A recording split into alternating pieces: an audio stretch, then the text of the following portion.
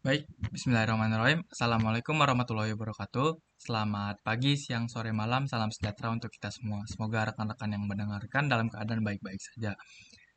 Kami dari kelompok 8 ingin mempresentasikan hasil diskusi kami, yaitu The Art of Negotiation, untuk mata kuliah negosiasi, inovasi, dan kreativitas. Sebelumnya, dari kelompok 8 sendiri ada saya, yaitu Raja Muhammad Nadim, ada Marvi Natali Palumean, dan juga Zihan Dwi Aisyah. Tanpa memperpanjang waktu, ya, kita akan langsung masuk ke pembahasan. Jadi, what is negotiation?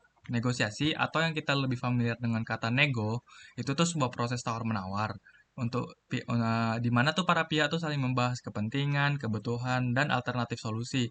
Biasanya untuk mencapai kesepakatan bersama. Nah, negosiasi ini tentunya ada supaya kita ya bisa biar kita bisa memenuhi sebuah kesepakatan bersama tanpa adanya kekerasan gitu loh. Jadi tidak ada monarki di antara kedua belah pihak. Nah, ini quote yang saya temukan ketika saya sedang melakukan researching, yaitu adalah negotiation is a dance, not a battle. It's about finding common ground and creating value for everyone involved. Jadi negosiasi itu adalah sebuah dansa dan bukan sebuah pertarungan.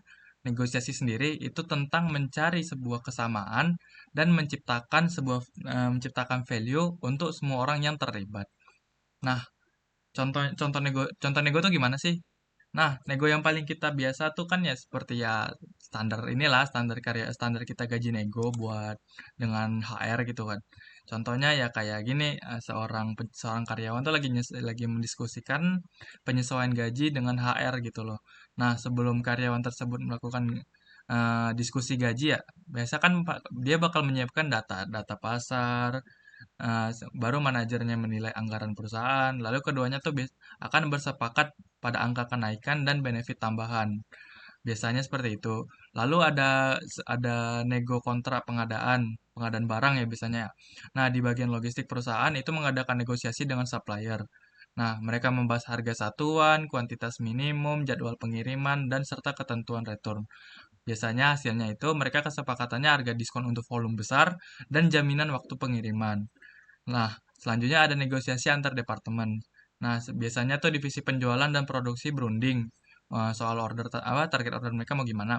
Biasanya divisi produksi itu meminta informasi lead time yang lebih awal, sedangkan penjualan negonya kayak fleksibilitas perubahan kuantitas. Keduanya menyepakati prosedur permintaan dan biasa timeline revisi. Nah, kita kan udah tahu kan negosiasi itu apa dan contohnya seperti apa. Nah, tujuannya gimana sih? Buat apa nego tuh buat apa gitu? Biar apa harus kita nego gitu. Nah, yang pasti pertama udah jelas yaitu win-win solution. Nah, kita kan dasarnya ya naluri manusia kan pengen pengen serba untung, pengen yang cari yang paling worth it lah bahasa kita kan untuk mencapai kesepakatan yang saling menguntungkan. Jadi ya jelas nego biasa tujuan pertama nego untuk itu. Lalu ada biasanya nego ini buat menyelesaikan konflik atau perbedaan kepentingan. Seperti yang dijelaskan di awal bahwasannya ya nego ya kita menghindari kekerasan gitu loh makanya kita melakukan negosiasi. Lalu yang ketiga ada menjamin kepatuhan dan komitmen terhadap hasil kesepakatan. Nah, kita kan udah ini kan ya, udah nego, udah diskusi, udah ribet, mikir segala macam buat nentuin jalan tengah kan ya. Tentunya ya kalau misalnya kita senang dengan hasilnya ya tentunya kita bakal komit gitu loh dengan hasil kesepakatan tersebut. Dan yang terakhir ada membangun dan memelihara hubungan, relationship building. Itu adalah salah satu tujuan dari negosiasi yang mana untuk membangun sebuah hubungan dengan kedua belah pihak.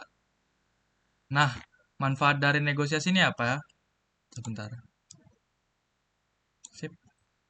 Jadi tujuannya udah jelas. Sekarang manfaatnya apa? Ngapain kita nego gitu kan ya pertanyaannya.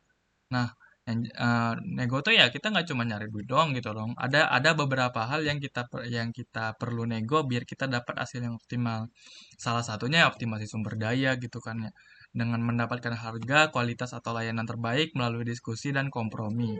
Itulah apa kita perlu nego. Lalu juga peningkatan hubungan seperti proses diskusi terbuka yang menumbuhkan saling pengertian dan kepercayaan. Lalu ada fleksibilitas. Nah, fleksibilitas di sini kan ya nego itu mendorong eksplorasi alternatif dan inovasi. Kita kan banyak mikir untuk mencari jalan tengah dengan lawan bicara. Nah, Tentunya dengan kita mikir itu ya kita harus fleksibel gitu loh dalam berpikir untuk mencari jalan tengah tersebut. Lalu ada pengendalian resiko, memastikan klausul dan kesepakatan. Dengan dua hal itu pasti kita bisa meminimalisir resiko kegagalan atau perselisihan. Dan yang terakhir ada efisiensi waktu dan biaya. Kesepakatan yang jelas itu, kalau kesepakatannya udah jelas, itu pasti bakal mempercepat proses operasional. Biasanya Pak, dan yang pasti mengurangi biaya litigasi. Dan yang lebih jelas dengan negosiasi yang pas itu bakal ngurangin konflik banget. Itu sih. Nah, ya kalau misalnya konflik kan juga bakal rame kan ya, bakal lebih lama lagi kalau misalnya udah bawa-bawa konflik. Lah kenapa ya itulah kenapa adanya negosiasi. Untuk penjelasan-penjelasan berikutnya akan saya berikan kepada rekan-rekan saya. Baiklah, saya akan melanjutkan dari rekan saya. Saya akan menjelaskan terkait dari tahap-tahap persiapan dalam bernegosiasi. Nah, jadi yang pertama itu adalah analisis situasi. Nah, tujuannya adalah memahami kondisi sebelum masuk ke dalam meja negosiasi istilahnya. Nah, jadi sebelum kita bernegosiasi ini, kita harus menetapkan dulu, kita harus menganalisis dulu situasinya. Kita harus cari tahu siapa lawan negosiasi dan apakah kepentingannya, apakah tujuan dari negosiasi kita ini. Nah, yang kedua itu adalah perumusan strategi. Nah, tujuan dari perumusan strategi ini adalah menentukan arah dan rencana besar dari negosiasi ini. Nah, jadi itu kita harus bisa menentukan gaya. Kita harus menentukan apakah gimana sih negosiasi kita ini tujuannya itu apakah mau mencari kolaboratif sama-sama menang win to win atau kita kompetitif. Kita di sini pokoknya kita harus menang, harus sesuai dengan apa yang sudah kita bataskan minimal atau maksimal dari negosiasi ini gitu. Nah, terus selanjutnya itu adalah yang ketiga persiapan taktik dan taktik taktik penawaran. Nah, ini tujuannya apa? Dia tujuannya menyiapkan cara praktis di lapangan. Nah, jadi sebelum kita terjun ke lapangan itu, kita harus juga punya persiapan. Keempat itu adalah simulasi. Tujuan dari simulasi ini adalah latihan supaya lebih siap. Nah, setelah kita ada persiapan taktik tadi, kita harus simulasi. Harus kita simulasikan supaya kita lebih siap. Caranya seperti apa? Caranya itu bisa seperti kita coba role play dengan satu tim kita. Ada yang mencoba menjadi pihak lawan dan ada yang coba menjadi yang kita sendiri gitu. Nah, yang kelima itu adalah pelaksanaan negosiasi. Nah, inilah tahap di mana kita sudah mulai terjun. Nah, inilah tahap inti pada saat pertemuan nanti. Kita bisa berupa pembukaan, yaitu bisa kita jelaskan tujuan dan aturan kita secara singkat dan padat, dan tentunya dengan jelas, dan ada juga pertukaran informasi di sini. Kita harus mendengarkan kebutuhan lawan, jangan langsung berdebat atau langsung masuk ke negosiasi. Dan yang terakhir adalah penutup dan tindak lanjut. Nah, ini tujuannya apa? Memastikan kesepakatan itu benar-benar berjalan. Nah, kita bisa membuat hasil catatan negosiasi sebelumnya, atau kita juga harus menentukan nih di sini apakah dari negosiasi ini kita beneran win to win ataukah malah kita yang kalah atau sebaliknya gitu. Oke, kita lanjut kepada kemampuan yang harus dimiliki dalam bernegosiasi. Nah, yang pertama itu adalah kemampuan komunikasi. Pastinya ketika kita ingin bernegosiasi, kita harus bisa berkomunikasi. Itulah yang paling penting ya, guys. Kita harus menyampaikan pesan dengan jelas dan mendengarkan dengan baik. Kita tidak hanya menyampaikan saja, tapi kita juga harus mendengarkan apa yang konsumen kita katakan. Nah, kita harus menjelaskan tujuan kita juga dengan tanpa berbelit-belit. Karena konsumen kalau misalnya kita berbelit-belit, mereka malah bingung. Nggak tahu inti dari tujuan komunikasi kita ini apa, negosiasi kita ini apa. Gitu. Yang kedua itu adalah kemampuan persuasi. Sebagai seorang yang negosiator, yang ingin bernegosiasi pasti harus mampu meyakinkan dan mengajak. Meyakinkan orang lain. Berdasarkan apa? Kita juga harus berdasarkan data, fakta, dan logika. Karena ketika kita bernegosiasi, kita mengajak seseorang, tapi mengajak dengan tidak berdasarkan fakta, mereka tidak akan percaya. Maka kita harus bernegosiasi dengan menggunakan fakta dan juga logika. Yang ketiga itu adalah kemampuan analisis dan problem solving. Seorang negosiator, ketika konsumen menggali kebutuhan konsumen, kita harus bisa menganalisisnya. Ini kebutuhannya apa, ini negosiasinya harus dibawa kemana, dan ketika ada keluhan kita harus bisa memberikan solusi kepada mereka. Yang keempat itu adalah kemampuan manajemen emosi. Jadi negosiator ini harus bisa mengendalikan emosi, karena tiap orang itu pasti memiliki perbedaan karakter. Nah, ketika kita bertemu dengan orang yang berbeda karakter dengan kita, misalnya tukang orang yang cuek, yang bercanda, yang tidak bisa dibawa bercanda, berarti kita harus ngomong dengan serius dan dengan jelas. Tapi kita ketemu dengan konsumen, yang ketika dia harus bercanda-canda, dia harus tawa-tawa. Nah, kita harus menyesuaikan, kita harus bisa mengendalikan emosi, walaupun di situ kita sedang berada dalam keadaan yang marah atau sedang dalam berada keadaan yang kesal atau apa, kita harus bisa mengendalikan emosi kita, mengikuti suasana emosi dari konsumen, dari uh, uh, kerjasama kita, kan kerjasama kita seperti itu. Kelima itu adalah kemampuan perencanaan dan strategi. Nah, jadi negosiasi yang sukses itu selalu diawali dengan persiapan yang matang. Jadi kita harus menentukan target ideal dan target minimal kita apa. Harus bisa membuat strategi konsensi, apa yang bisa dikorbankan tadi dan apa yang ditukar, sama seperti yang saya bilang tadi. Dan juga harus bisa menyusun langkah cadangan jika gagal. Nah, yang keenam itu adalah kemampuan membangun hubungan, interpersonal skill. Negosiasi bukan hanya sekali, tapi bisa lanjut jangka panjang yang saya jelaskan sebelumnya juga.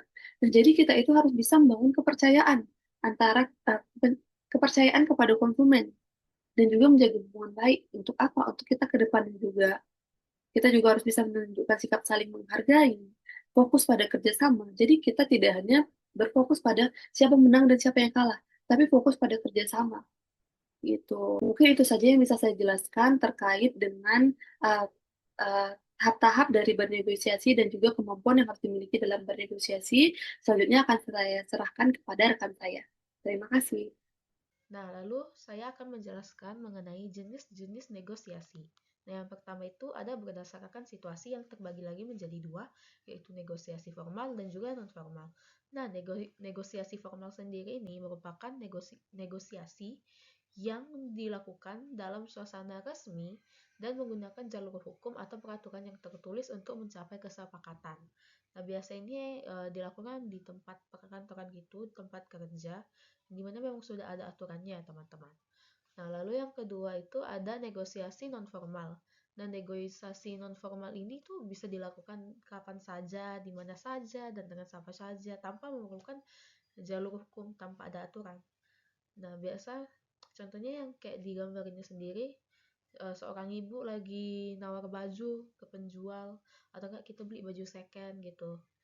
Harganya 10.000 biasa ditawar jadi 5.000. Wow, keren. Jenis negosiasi yang kedua adalah berdasarkan jumlah pihak. Itu terbagi menjadi dua, yaitu negosiasi dengan pihak menengah atau mediator dan negosiasi multi pihak. Nah, apa sih bedanya gitu kan?